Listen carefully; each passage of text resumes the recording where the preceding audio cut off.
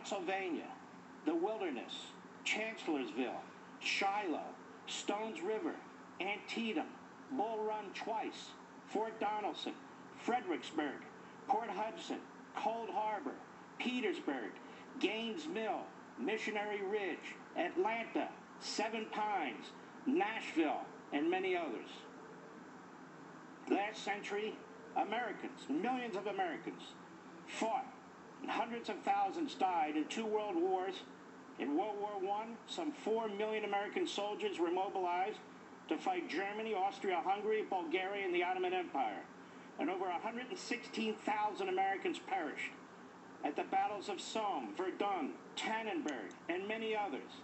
In World War II, over 16 million American soldiers fought the German Nazis, Japan, and Italy.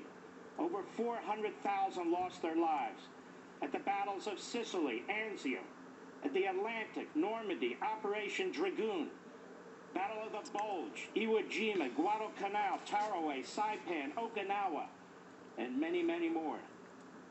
During the Cold War with the Soviet Union, American soldiers fought the spread of communism, including in Korea, where the Soviets and the Chinese-backed communists in the northern part of the Korean Peninsula invaded the South. Over 5.7 million Americans were engaged in that war, 5.7 million, and nearly 34,000 lost their lives. Almost 3 million Americans served in uniform in the Vietnam War, which was intended to prevent, again, the Soviets and Chinese-backed communists in the northern part of that country from taking over the South. Over 58,000 American soldiers lost their lives. There have been many battles since, including but not limited to Iraq and Afghanistan and the war on terrorism. Contrary to the slurs that we hear from Joe Biden and Kamala Harris, from LeBron James and athletes, contrary to the slurs that we hear from Antifa and Black Lives Matter and other leftist Marxists in this country, America is a great country. America is not an imperialist country. It's not a colonizing country. Our soldiers, our people are noble. We have fought and died, and still do, to protect the liberties of the oppressed from one end of the world to the other, regardless of religion, skin color, ethnicity, or race of those who are victimized. And unlike some of our enemies, we do not seek to conquer other countries for the purpose of occupation and territorial expansion. Now in America, one generation after another has been willing to sacrifice everything, and so many have paid the ultimate price in defense of this magnificent country and its founding principles from foreign enemies. They believed that America and her principles were worth fighting for and dying for, and many of us, our family members, were among them. But today, things are a little different. On the home front, most of us have always viewed our police as selfless and brave guardians of the law, who protect us from criminals and keep the peace. We look up to them and appreciate them. They are highly trained professionals, and their job is extremely dangerous, given the level of violent criminality that exists in too many areas of this country. The National Law Enforcement Memorial Fund reports that since the first known line-of-duty death in 1786, more than 22,000 U.S. law enforcement officers have been killed in the line of duty. In 2018 alone, there have been 58,866 assaults against law enforcement officers, resulting in 18,000 injuries.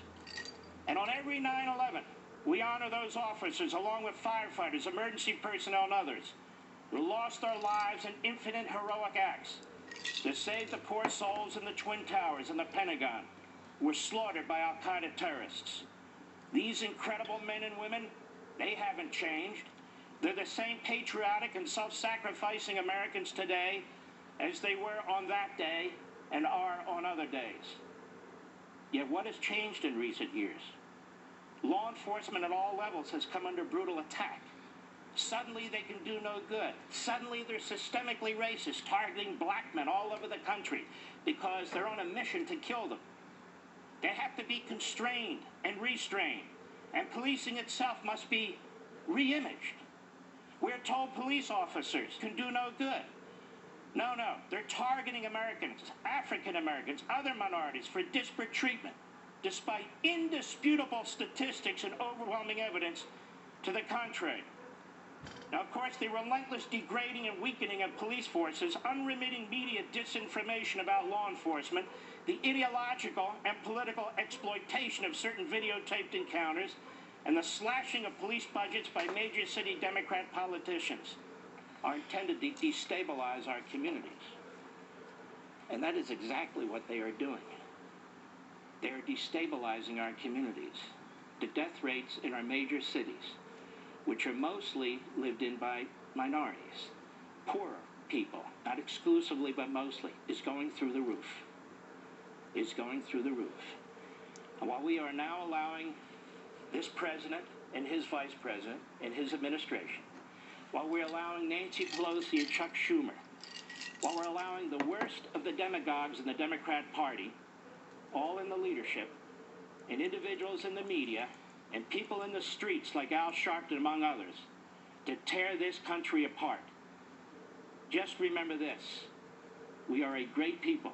When they attack America, they're attacking us, and they're attacking our forefathers. I didn't say we're perfect people. I said we are a great people. There's a reason why 42 million people south of the border, according to Gallup, if they had an opportunity, would come to the United States. These are brown people and black people who wish to leave their countries and their cultures for our country and our culture.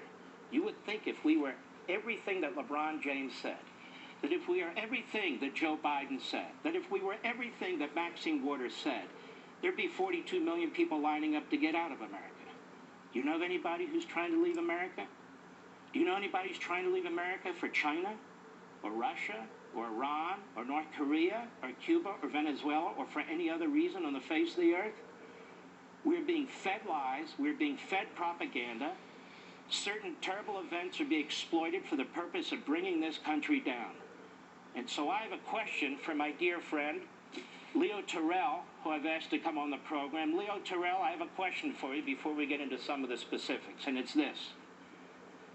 Why does Joe Biden, why does Kamala Harris, and why does the Democrat Party hate America?